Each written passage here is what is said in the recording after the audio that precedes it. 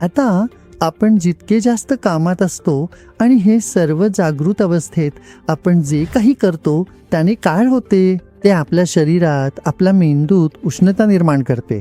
मेंदूच्या हालचालीमुळे खूप गोंधळ निर्माण होतो आणि ज्ञान ते आहे जे चांदण्यासारखी शीतलता आणते. मन खूप प्रसन्न, शांत आणि स्थिर होते. तुम्ही कधी लक्ष दिलंय का की जेव्हा तुम्ही ध्यानाला बसता तेव्हा काय घडतंय? तिथे तुम्हाला माहिती आहे सर्व काही शांत होते, बरोबर ना? मन शांत होते. जोपर्यंत तुमचे मन शांत नाही तोपर्यंत तुम्ही शांत राहू शकत नाही.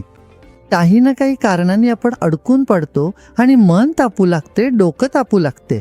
आणि ज्ञान आणि सराव दोन्ही एकत्र आणि वैराग्य ह्या 3 गोष्टी शांत होण्यास मदत करतील.